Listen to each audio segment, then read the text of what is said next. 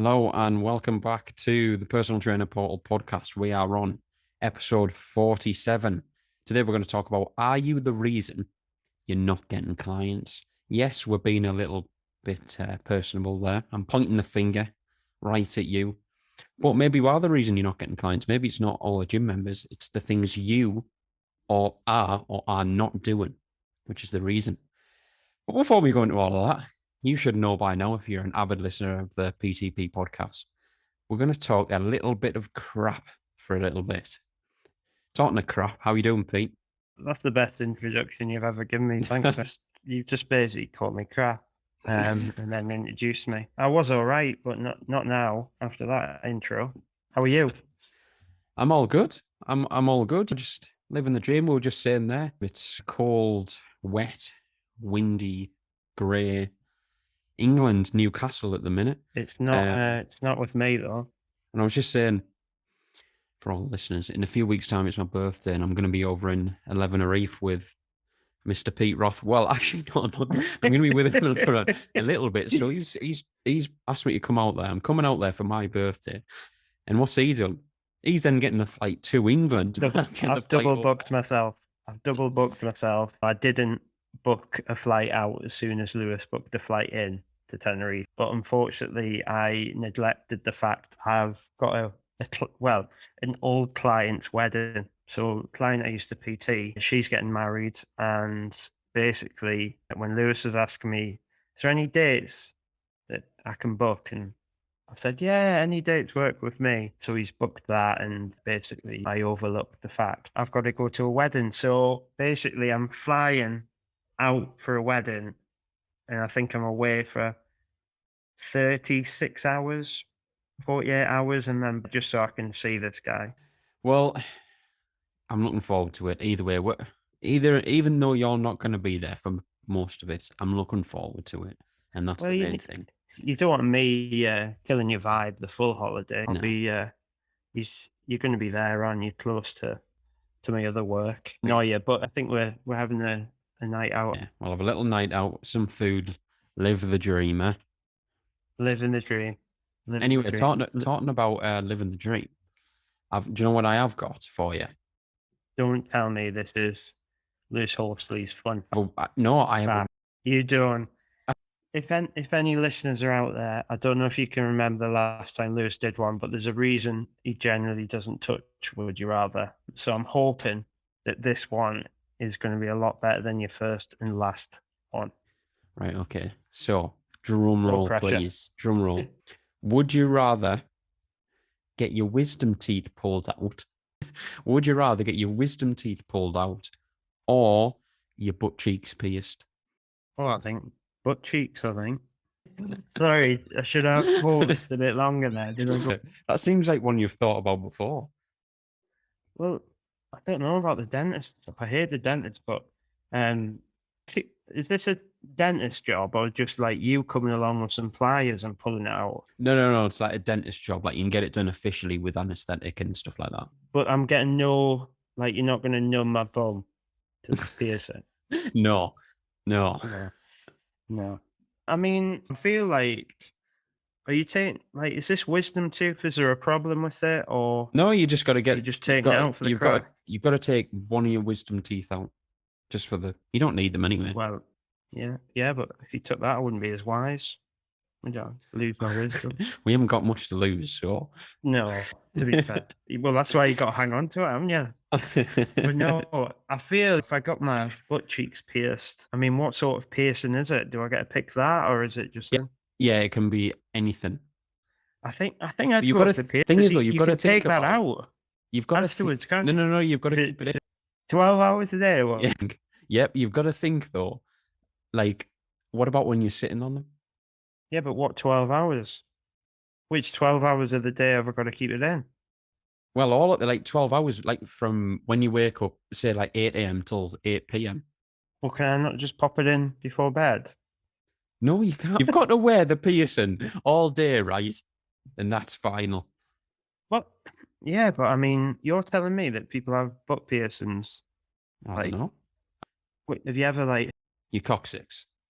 That's the one, yeah. Yeah. Well, you can get them little inflatable rings, can't you? I just pop one of them in the seat. An inflatable ring? What, like Yeah, a... yeah, like you'd go in the pool, but obviously medical looking. Yeah, yeah. I mean, if you want to save a bit of money, I'm sure you could just use a inflatable pool ring. But yeah, I'd just sit on one. Fair enough. So you're Would be so right. hang on. What's your final answer? What's your final answer? But, I mean, I've never strayed from it. I gave you it within seconds of your question. It was... I can't remember what it was. Butt It was piercing the butt piece, and yeah, fair enough. all day, Fair enough. all day long. Well, because I've asked you the would you rather, it's for you, because otherwise we're going to be here for like half an hour if I go in on this. Well, that's probably that. Yeah, you're probably right. I give a bit more of a concise answer than you do. There's no pissing about, is there?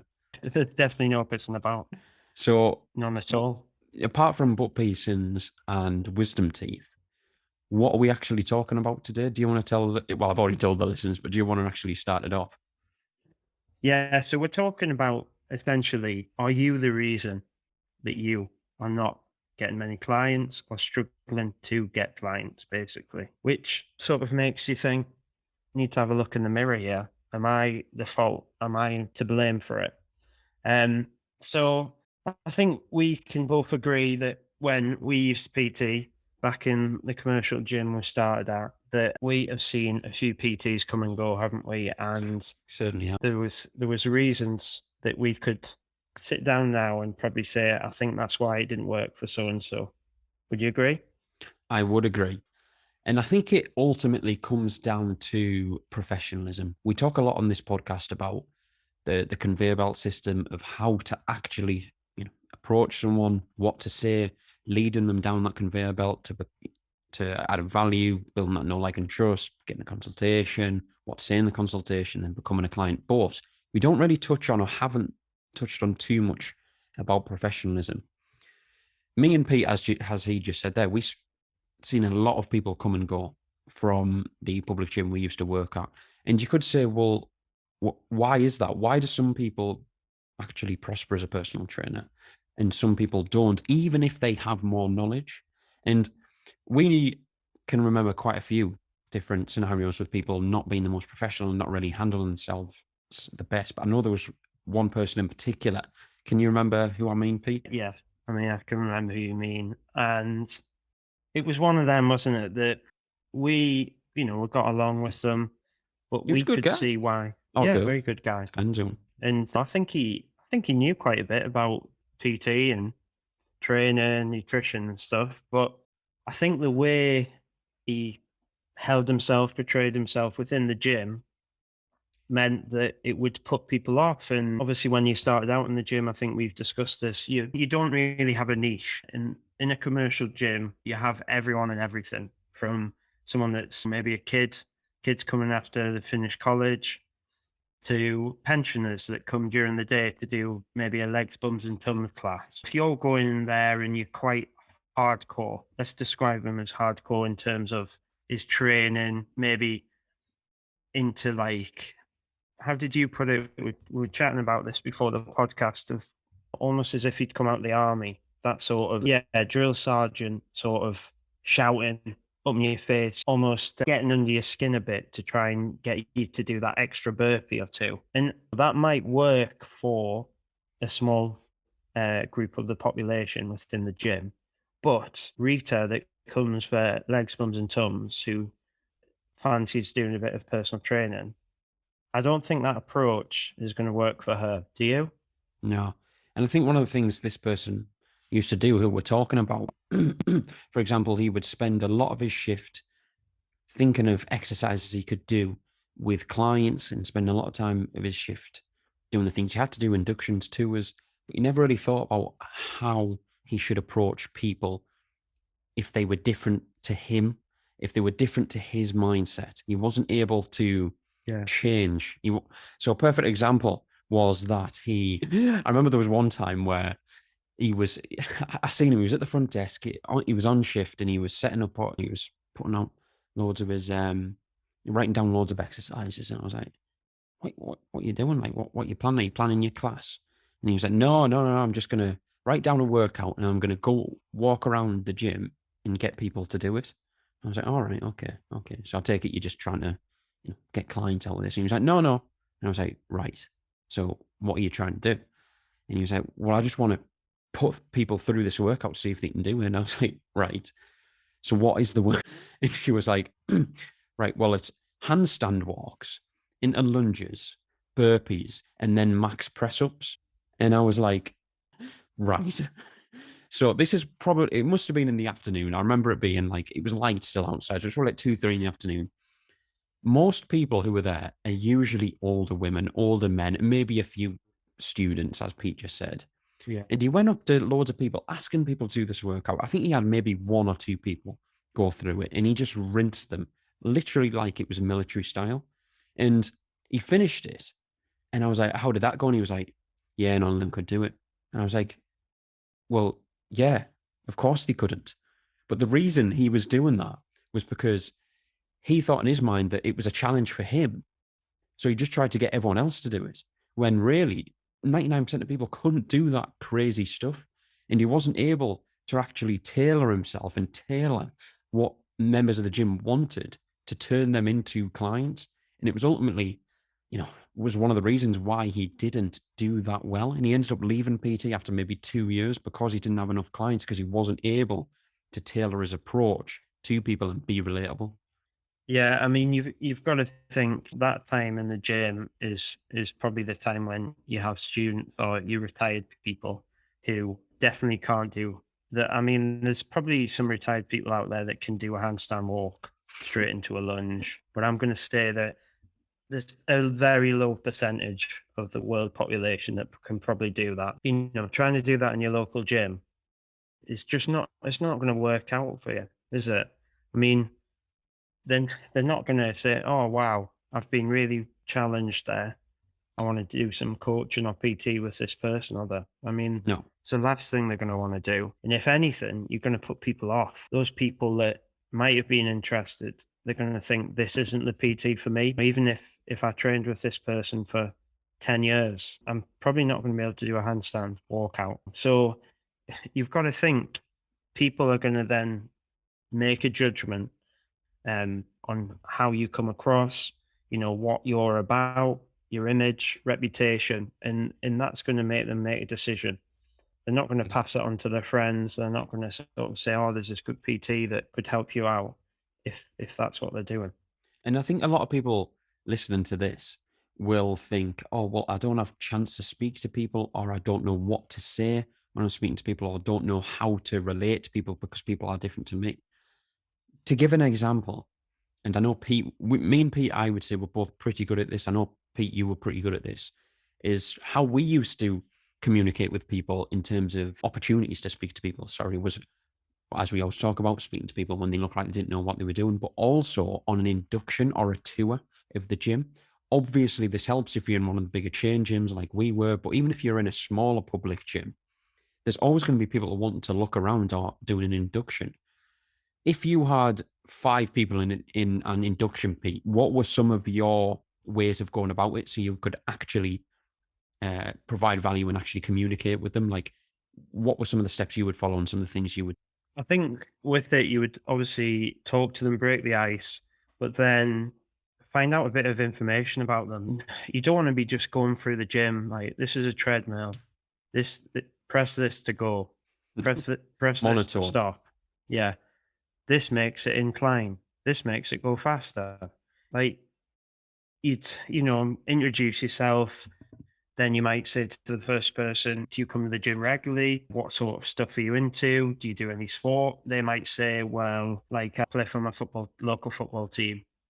"All right. Well, I'll tell you what, I'll show you some exercise when we get into the weights area. I'll show you some exercises for your legs that, to help strengthen them, or some core workout." And what I tend to do is try and find out a little bit about them, just to start that sort of relationship building that we have mentioned at length in other podcasts. You've got to remember that's the first time they're in. They're probably in feeling a bit uncomfortable. They're with other people because quite often ours was small group, wasn't it? Up to Yeah. 5 people in an induction. They don't know the other 4 people, and they probably don't really want to be in the gym anyway. And they don't want to look like they don't have a clue what they're doing. So I think the biggest one was just trying to tailor it. So obviously starting that communication and tailor it to them. So I'd quite often get them to do maybe a little circuit within the weights area and get them trying as many different machines as possible in almost like a little bit of a mini PT session. You'd set one on a lat pull down, and then maybe one of them on leg, and you just go in between them and give them a few pointers, get the positioning right, maybe say to them, right, I want you to do a little set on here, 10 reps.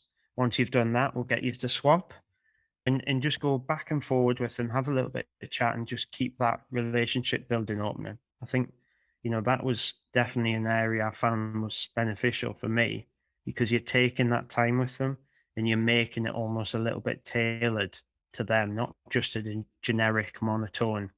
This is a treadmill. This is a cross trainer. And I think that was the main thing, wasn't it? Did you do? Yeah, I think just like yourself is trying not to make it too boring and too tedious, because if you just try and rush through it, what are you gaining out of that? You've got to remember, as Pete just said, they don't probably feel a bit uncomfortable. They want to be in the gym, but they don't really know what they need to be doing. If someone's booked on an induction, they've got a goal of probably to get a bit fitter, lose a little bit of weight, maybe gain a little bit of strength. It's going to be the generic stuff. You should know what you need to do if you're a PT to overcome those things. So those people are almost warm leads. They're people who, if you took them down our conveyor belt system, there's a high chance you could convert them into a client. But if you deliver an induction and you're just rattling through it because you can't be able to do it and you do it within 10 minutes, you don't ask any questions, you just tell them exactly how to use the machines. There's no relatability within that. There's no real know, like, and trust because you've put a barrier in between you. You are just telling them what to do and not how to do it. So starting our conveyor belt system, ask questions in the induction, make it a little bit more personal, crack a little joke here and there, ask about their goals, ask about the problems, and then show them a few different exercises like Pete just said. And then you can start to say, oh, well, you should say you're struggling with losing a little bit of weight and gaining strength and building a little bit of muscle in your arms. Because I've just had a client who had the exact same problems as you 4 months ago, and I'm still working with her to this day. And she's gone from where you are now to XYZ. We've got these results. So I've just shown you an induction there. If you wanted to know a little bit more about how we can get you to where Linda, my client, is, then we can set up a chat for next week. Something along the lines of. I think as well, what you've got to think of it as is it's a bit of a free hit because Exactly. when we talk about the conveyor belt, we're talking about someone comes in the gym, you've never met them, you sort of initiate, hello, how are you? My name's Lewis, my name's Pete. Just gives a shout if you need it. That's starting the conveyor belt off. But if someone's coming in for an induction, it's almost like they're a leg or two on the conveyor belt because, like you said, Lewis, like they're a warm lead. So they've come because they clearly don't know enough about PT. So it's just a massive opportunity for you to really showcase yourself, really get across your personality. It's a great excuse because obviously when we talk about the conveyor belt, going up to approaching people on the gym floor can be scary, can't it? But if someone's come to you for an induction, it almost takes that away. That you've got a reason to talk to them more. You've got a reason where you can give them more information. You could even have a induction workout plan, a generic workout plan, but maybe a lot better. Because do you remember our inductions? The gym used to provide, was it 3 different workouts? Was it like a fat loss, a muscle building one? I can't remember what the third one was. And it was, do you remember it was on that piece of card? And it was like the worst workout plan in the world, wasn't it? Like basic. And the idea is that they would do the plan and then I think they could book in for a follow-up, couldn't they? A few weeks later. Do you remember this? Sorry, guys, I had my mic on mute. Did you not remember this? Yeah, I do remember it. But yeah, it was pretty basic. You could give them a little workout plan. You could brand it up so it's got your logo on it. And you could say to them, look, here, have this. Come and see me in 2 weeks' time, and I'll see how you've got on with it, and I'll give you another plan. And it's that conveyor belt again, isn't it? You've moved them along. It's just almost a free hit. Someone's in an What I would induction, do. right? For example, we at PTP might advertise our webinar training. Okay. We might even run some ads to it, like Facebook ads, to get people to show up to that thing because they're interested. Just like yourself, listening to this, you might be interested. So we might get you on a free training because we want to tell you exactly how to do things. And shameless plug, we have that as well. If you go to the link in the description, if you want to know more about the gym floor personal trainer masterclass, how to earn more money, get more clients, and reduce the stress, go to the link, sign up. It's completely free. But an induction is almost like you've skipped that step of getting them to that training phase. Like you've just been provided with it. We were like, and looking back now, I took that for granted at the time. I don't know if you did, Pete, but I took that for granted that people were just Yeah. put in this induction and they were almost people who were wanting help. And I definitely took that for granted. Whereas now people pay good money on advertisement to get people to that step where they can just help them. So if someone's in an induction, they're prime candidates to potentially become a client if you know how to speak to them, if not communicating, if you know the correct system to lead them down to becoming a client, which is what we always talk about. And it goes back to being professional and being someone who people want to approach and actually being able to tailor your approach so you can communicate with who you're talking to. Yeah, I think before we go back into sort of being professional, I think, what we've just said there in we took it for granted. You could really use sort of an induction in the gym to your benefit if you talk to them correctly, if you follow up with them, if you can give them some extra value that they're not expecting. You're really going to help yourself sort of push them further along the conveyor belt. So I think just to sort of push that point across, like use if that's an option you have in your commercial gym, I think you should really, really use it. Exactly, 100%. So, just to summarize, in this podcast, we've spoken about professionalism when being around the gym, being someone who people want to approach through your professionalism and knowing how to handle yourself and tailor your approach and communicate with who you're talking to. For example, in an induction, in a gym tour, knowing how to tailor your approach to that person and communicate them with them correctly so that they can potentially become a client in the future. So if you, as I said a couple of minutes ago, want to actually know the details of getting to the point where you can actually double, if not triple, your hourly income, get more clients consistently using the conveyor belt system while reducing the stress of starting out in the industry, then go to the link in the description of the podcast. We have a free training in the next couple of weeks, and I'll tell you the full workings of how me and Pete have done it in the past and other people have done it as well. Completely free, sign up for it. Hope you enjoyed this podcast. Have you got anything else to say, Pete? Just make sure you give us a 5-star review on whatever platform you listen to your podcast on, please. Thanks very much, guys. Episode 47 over and out. Thanks, guys.